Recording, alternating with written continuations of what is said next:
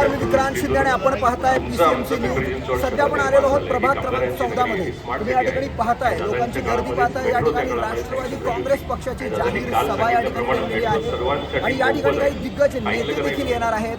त्यामध्ये आहेत राष्ट्रवादी काँग्रेस पक्ष शरदचंद्रजी पवार यांचे प्रदेश अध्यक्ष शशिकांत शिंदे साहेब थोड्याच वेळामध्ये या ठिकाणी येणार आहेत। सोबतच निलेश लंके साहेब, माननीय खासदार निलेश लंके साहेब देखील या ठिकाणी येणार आहेत आणि शिवाय माननीय आमदार रोहित पवार साहेब सुद्धा थोड्याच वेळामध्ये येणार आहेत। तर चला आपण थेट जनतेमध्ये जाऊया, त्यांच्या प्रतिक्रिया या ठिकाणी आपण जाणून घेणार आहोत।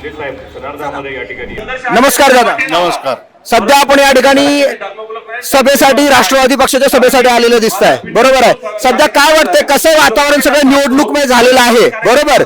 कसं वाटतंय, काय सगळं तुमच्यामध्ये? आता वातावरण अजितदादांनी फिरवलेलं आहे।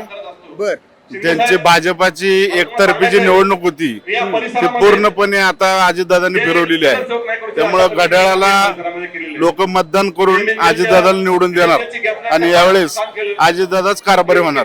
बर वाटतंय। बर बर बर अजितदादा पवारांनी जे नवीन जाहीरनामा काढलेला आहे तो बघितला का तुम्ही?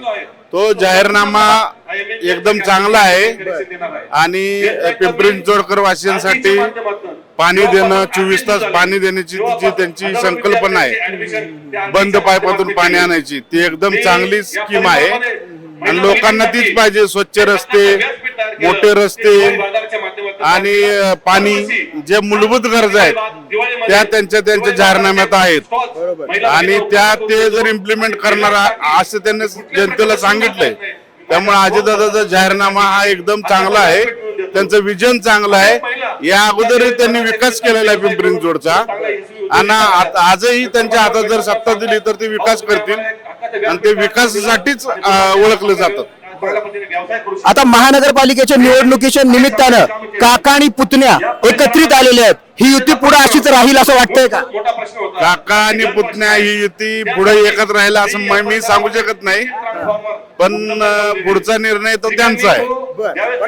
मत काय असेल तुमचं? तुम्हाला काय वाटतं? मला असं वाटतं की युती नाही तर ते एकच व्हावी, राष्ट्रवादी एकच व्हावी। जर ते दोन्ही एकत्रित झाले तर काय बदल होतील वाटतंय असं तुम्हाला?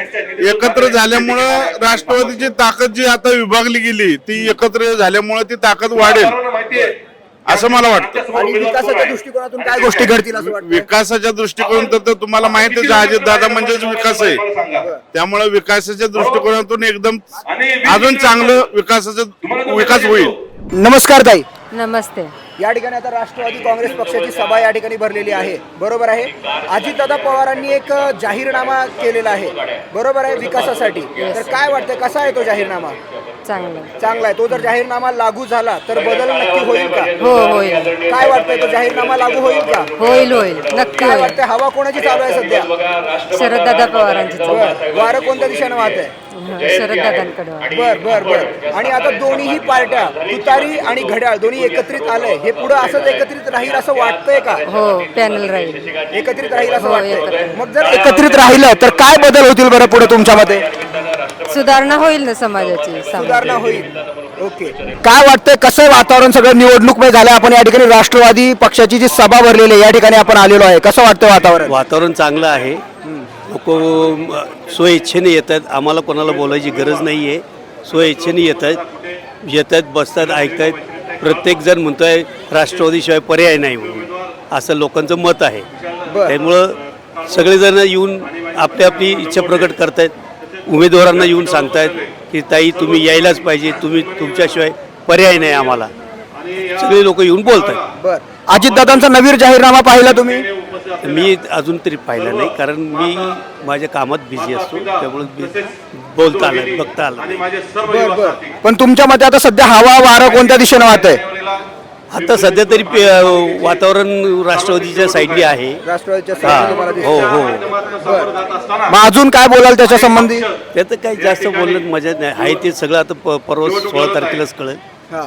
तुम्ही मतदान करणार का? 100% 100% हे राष्ट्रवादीची सीट लागणार आहे।